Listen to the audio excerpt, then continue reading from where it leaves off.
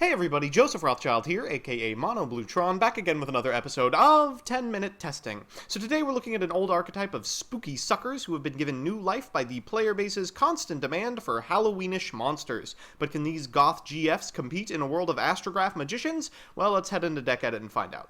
So here's the list, and despite what you're thinking, this is hardly another let's uni-zombie our way to victory. As always, I'll give you a little bit of background about the archetype, a little bit of a discussion about what I hope the deck can do, and as always, the card by card.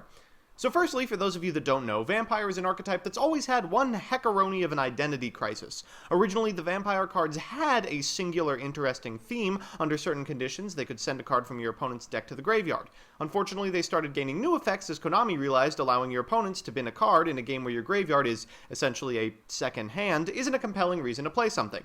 The result was a mess of cards that do like a million different things, none of which were cohesive or even particularly good. Until now!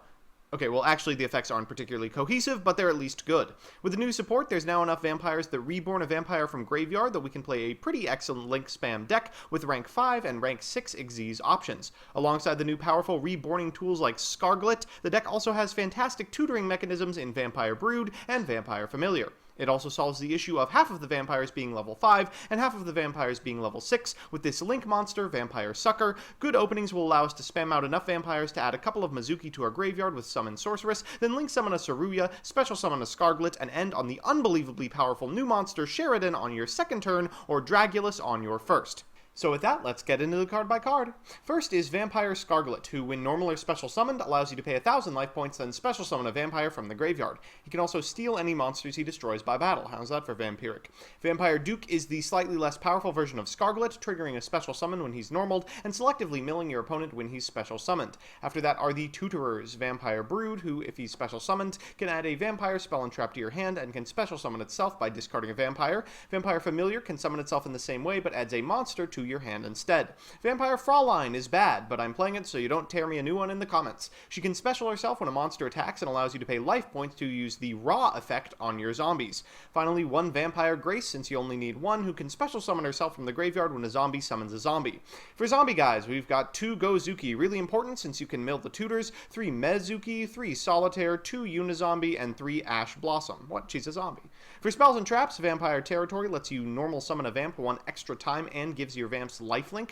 Vampire Desire sends a monster from grave to deck if you have a vampire of a different level on board, or swaps a monster you control for a vamp in your graveyard. 2 Pot of Desires, 1 Monster Reborn, and 1 Foolish Burial, followed by 3 Vampire Domination, which is Solemn Judgment if you have a vampire on board. In the extra, we've got Beals, Omega, Black Rose Dragon, followed by 2 Vampire Sheridan, who can detach 1 material to target a card your opponent controls and send it to the grave, then can detach a material to steal any monster sent to the grave. 1 Dragulus, 1 Bram, 1 Borlode, 1 Saruya, 2 Summon Sorceress, 3 Vampire Sucker, who allows you to tribute opponent's zombies, allows you to summon an opponent's monster from grave to their field and make it a zombie, and draws a card when a zombie is summoned, and finally 1 Link Haribo to get familiars off field. So with that, let's jump into the games. So our first match is up against Ancient Gear. Now, Ancient Gear is a very powerful OTK deck, so any board that we build should probably interact with our opponent on their turn. We're going to start by normal summoning this copy of Shiranui Solitaire. We'll use its effect to get a uni-zombie from our deck to our hand. Then we'll use uni-zombie's effect to send a copy of Vampire Familiar from our deck to the graveyard. We'll reborn it with its own effect, adding a Vampire Brood to our hand, then go into Vampire Sucker, monster reborning the uni-zombie so that we can A, draw a card, and B, send this copy of Vampire Brood from our hand to the graveyard. We'll reborn it with its own effect and add a copy of Vampire Desire, which we will activate, targeting the uni-zombie so we can go into Summon Sorceress, get a Mizuki off of said Sork, tribute said Mizuki with a Vampire Territory, and finally get the Grace back that we sent with our Vampire Desire to graveyard, ending on a Skuldet, a Pot of Desires, and what do you know, a copy of Scarglet. So the Scarglet's effect is going to be able to get back a Vampire Grace. That allows us to go into a rank 6, and I'm going to pick a Dragulus, since we have to interact with our opponent. Our opponent's going to start by, ooh, god, their hand's great, activating Pot of Desires, and Terraforming, getting a copy of Gear Town, then activating Ancient Gear Catapult to destroy the Gear Town, getting a Golem, then using Gear Town's effect to get a Reactor Dragon. They'll normal summon Hunting Hound so that they can go into what else but Chaos Ancient Gear Giant. They'll then activate Limiter Removal, so we will flip that sucker face down. Now, we're going to have to figure out a way to get rid of it, but thankfully we don't have to this turn. They will pop the spell and trap on our side of the board, wheel in our main phase, use our Dragulus to flip itself face down, and then flip it up to destroy their set card. Maneater Bug, still pretty good in the year 2018. Afterwards, we will Mizuki our way into a rank 6. We will go ahead and destroy that set card, which turns out to be an evenly matched, and at this point I figure the only thing that can beat me is just randomly running out of life points to maybe a howitzer, so I'll start chaining broods in order to give my vampires lifelink off of the vampire territory that is, of course, searchable with its effect. Now, I miscalculate a little bit and end at 100 life points here. I guess he does have some outs potentially that beat me. Evenly matched is not one of them, so he'll go to battle phase, decide not to use it, set it, pass it back, and what do you know, that is just it. So our second match is up against Dino Dolls, and unfortunately our opponent has a very interesting opening hand featuring several hand traps. This should really show how this deck plays through opens like that. We'll start by normal summoning this copy of uni-zombie, prompting an immediate effect veiler. The important thing with uni-zombie is you always want to use its effects, even if you're under effect veiler, just because it psychs out your opponent. We'll then use Vampire Desire to send a copy of Brood to graveyard. We'll use its effect to bring itself back, take 500 to get a Vampire Territory to our hand, then Familiar for Familiar, add a copy of Vampire Scarglet, and then go into Vampire Sucker. We'll bring back the effect veiler so we can safely go into Summon Sork with a zombie on board, and what do you know, there's Ghost Ogre. So that's really the end of our turn. We can't really do anything else. We'll pass it back. Our opponent draws Rhoda, so they're off to the races. They'll go ahead and normal summon their Armageddonite, sending a Codals, getting a copy of Ultra Evolution to their hand, and going into an Ultimate Conductor Tyranno. So this is a lot of damage, but is not lethal, which is good news for us. They're going to pass it back, and we should be able to do this provided our opponent uses Ultimate Conductor Tyranno at the wrong time. We'll go ahead and normal summon Mizuki, then tribute it for Scarglet. Now we have our Solemn Warning active. They're going to go ahead and effect veiler our effect. That's unfortunate, but not a big deal, because we can Mizuki back the Vampire Sucker, use its effect to bring back the effect veiler and draw a card, then Familiar our Familiar to get 500 life points off of our total. Our opponent's going to flip our guys face down there, and thank God we can gain 3,500 back off of this Vampire Domination. We go into battle phase because there's really nothing else for us to do, but thankfully our opponent's entire board is like effect veilers, so it's not particularly threatening. Our opponent draws into a Twin Twister. They're going to go ahead and set this copy of Shadal Hedgehog. We'll go ahead and normal summon a Vampire Brood, go into Sucker, and now we're just all the way off to the races. Brood is going to add a copy of Vampire Domination to our hand to prevent our opponent from getting back into the game. Vampire Territory allows us to summon another Brood to clear their board. They're going to get a copy of Shadal Fusion to their hand, which is not ideal, but also isn't particularly threatening. We gain a lot of life points off of these Vampire Territories, and at the end of the battle phase, we can get that Shadal Hedgehog back with Scarglet's effect and go into a Borreload Dragon. Our opponent's going to start with an Ultra Evolution. We will negate that with Vampire Domination. Then they will use Shadal Fusion, which we have the Ash Blossom for, and that is just it. We're going to be able to untap, attack for a whole lot of damage. 3,000, 2,200, and after gaining some life, lethal. Alright, so it's time for Game 3, and you know what that means. It's going to be a best-of-3 versus meta. Our opponent is playing True Draco Metal Foes, a deck I still believe in. It plays such cool stuff. Rescue Hamster, for God's sake.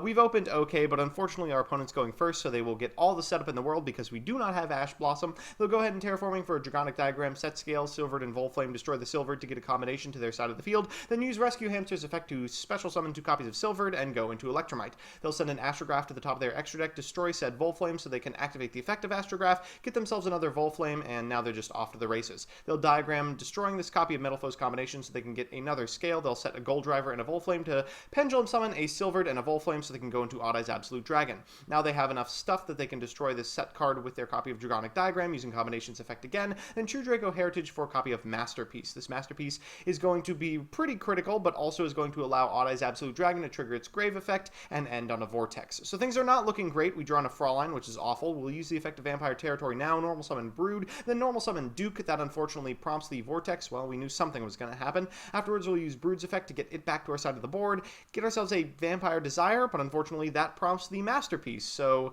now this Familiar is going to have to win us the game. We're going to use it and add a copy of Scarglet to our hand, then set this Domination and hope for the best. Our opponent's going to Painful Decision. They'll then set a Volflame, destroy it with the Heavy Metal Foes Electromite. We'll go ahead and Domination, but unfortunately they of course will have the resources to just make another one, which they do now. That adds a copy of Pendulum Hamster to their extra deck. They'll go ahead and set that sucker so they can use its Pendulum effect and get attacking. We take 2,950 and 2,500. That's not ideal, and we draw into another Familiar. So we'll normal summon Mizuki, go to combat, attack this Heavy Metal Foes Electromite, and then in main phase 2 we'll try to get back the Fraulein, but yeah, they'll just negate it. So, Game 2, we get to go first, which is excellent, and our opponent hasn't drawn anything that interacts with us. Even better. We're going to start by normal summoning a Vampire Familiar, then activating the effect of Vampire Territory so we can normal summon this Vampire Duke, bringing back the Familiar. Of course, it does not have to be brought back by its own effect. We'll go ahead and go into a Vampire Brood, then a Vampire Sucker, discard Brood for Familiar's effect, then discard Brood to Brood. We draw Brood off of Sucker, go into Summon Sorceress. Thankfully, we do not have to reborn anything our opponent controls. We'll send a copy of Vampire Grace off of this Vampire Desire. We'll go into a Mizuki off the Sork, bring back this copy of Vampire Sucker and this copy of Vampire Duke, triggering the effect of Vampire Grace so we can make a 4-mat Skull Debt. So things are looking pretty good. We get to sculpt our hand into a copy of Vampire Scarglet, who we can special summon to get its effect and make a rank 6, as well as an Ash Blossom. We'll end on Sheridan this time, thinking that maybe stuff goes to our opponent's graveyard.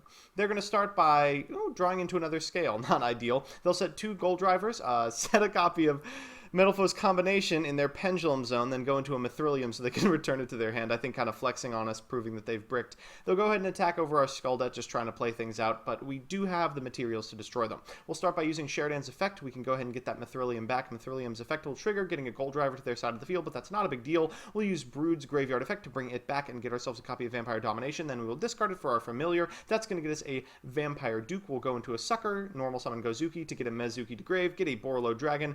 We'll use Gozuki's Grave effect to get a copy of Ash Blossom to our side of the board, so we contribute it for Duke. Then we'll use Scarglet to bring back Vampire Grace and go to another Sheridan, destroying their last monster. We can now get in for lethal. So, for Game 3, our opponent has made the very interesting decision of allowing us to play first. I'm not going to look a Gift Horse in the mouth. We're going to execute almost the exact same combo you saw last time. We're going to go ahead and activate the effect of Vampire Territory, tribute this copy of Familiar for Duke, use Duke's effect to bring it back, use Familiar's effect to add a Grace to hand this time because we have Desires in our hand, which we can use to send a Brood to the graveyard. We're going to use Brood's Grave effect, getting the Grace out of our hand and adding any Vampire card to hand, so we can reborn the Familiar and get it in a link point for the Summon Sorceress we're about to make. We go into Mezuki, go into a Vampire Sucker, use Mezuki's Grave effect on Duke, that triggers the effect of Grace in graveyard, and now we can make a 4-mat Skuldet with a copy of Scarglet in hand. So things are looking pretty good. Unfortunately, we don't draw into an Ash Blossom, so we're going to have to make like a Dragulus instead because it interacts with our opponent in some sort of meaningful way. It's not ideal, but it's better than nothing. We're then going to Pot of Desires, and ooh, Fraulein is kind of a hand trap, right? Our opponent's going to activate Painful Decision, find another metal foe, then set Scales. They'll pop this gold driver so they can get a fusion to their side of the field, and now we're in a bit of a pickle because they Pendulum Summon 3. Now, we can't really lock them out of their extra monster zone because, of course, they are given an extra one by Skuldet. They'll go ahead and fuse into a Mithrilium. That's really bad for us, and then they'll attack over the Skuldet. Don't worry, Fraulein to the rescue. It doesn't do anything.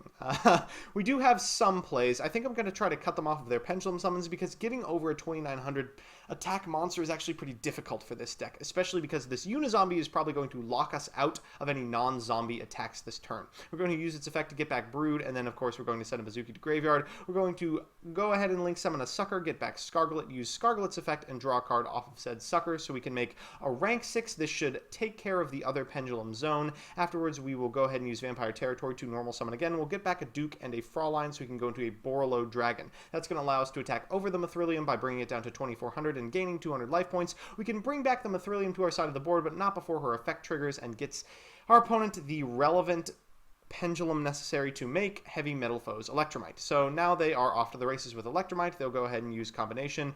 Normal summon this Rescue Hamster into a Gold Driver, and then set a Silvered. They'll destroy this copy of True King's Return with Silvered, which is really unfortunate because it actually gets rid of Borreload. And what do they get but a Metal Foes Fusion, which gets Ori Calc of all things. Oh my god, we're gonna die to double piercing. Ugh. So we're back with the deck, and I think that last one was actually pretty close. I certainly could have played it a little bit better, and maybe that would have been the difference between walking away with it and not. So firstly, I think this deck is good. It'll require some smarter people than me to go into the tank about what the optimal turn 1 play is, but since its lines are so variable, I think that just a knowledge of what the deck does is enough.